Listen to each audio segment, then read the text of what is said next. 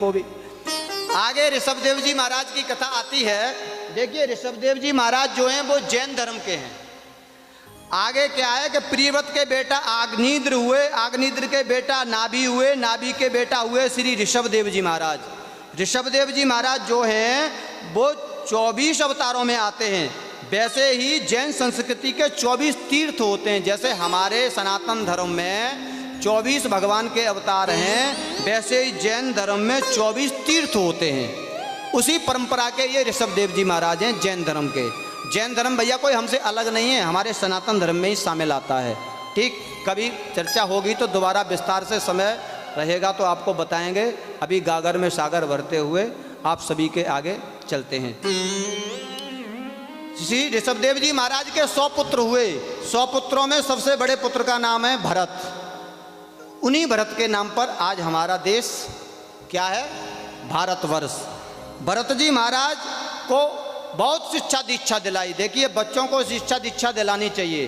क्यों कि जो माँ बाप अपने बच्चों को शिक्षा दीक्षा नहीं दिलाते, उनके लिए शास्त्र कहते हैं माता शत्रु पिता बैरी ये न बालोन पाठित। जो अपने बच्चों को नहीं पढ़ाते उनके लिए माता शत्रु के समान होती है और पिता बैरी के समान हो जाता है। इसलिए बच्चों को खूब पढ़ाओ, ये सिद्धांत है हमारे शास्त्र का। इधर ऋषभदेव जी महाराज ने बच्चों को खूब पढ़ाया और भरत को खूब संस्कार दिए सभी पुत्रों को। भरत जी महाराज एक दिन क्या हुआ कि गंडकी नदी के तट पर बैठ करके तपस्या कर रहे थे। नेपाल में जा करके गंडकी नदी तपस्या कर रहे थे। देखा कि तपस्या करते करते एक हिरनी सामने, इधर इस तट पर तपस्या कर रहे थे, उस तट पर एक हिरनी जल पीने के लिए आई है। हिरनी जल पीने के लिए आई तो पीछे से एक शेर आया। शेर ने आकर के दहाड़ मारी।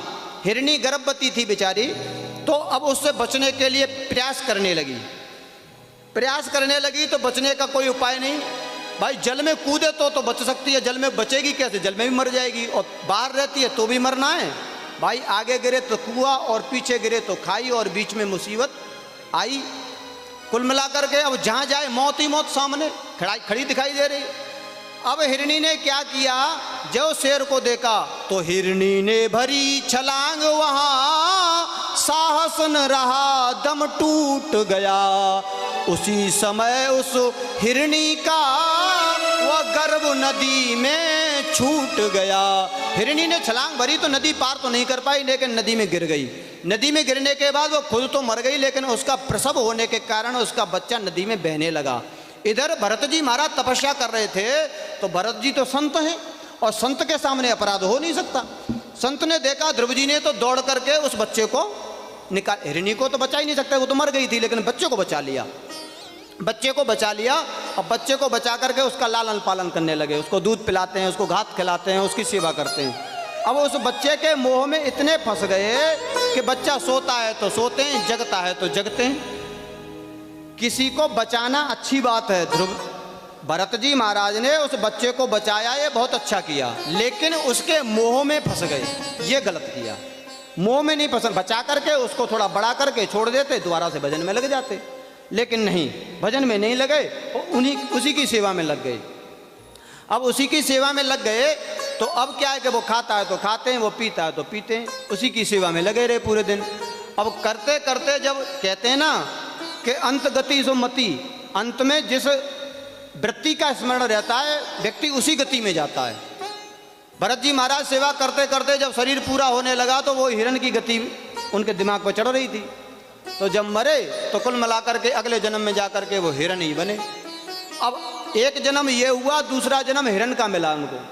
हिरण मिलने के बाद अब उनको पूर्व जन्म की याद है कि मैंने हिरण की सेवा की थी, इसलिए मुझे हिरण बनना पड़ा है मोह के कारण, क्योंकि वो ज्ञानी पुरुष थे भरत जी महाराज।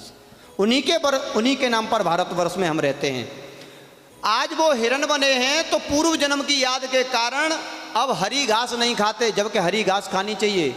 वो अब तपस्या वाला प्रभाव आज भी है, अब सूखी घास खाते हैं, उल्टे चलते हैं। वो इतनी तपस्या फिर हिरण के रूप में भी करते हैं। हिरण के रूप में भी तपस्या करते करते वो अपने जीवन को छोड़ते हैं। नेक्स्ट तीसरा जन्म उनका होता है आंगिरस पंडित जी के यहाँ जा करके।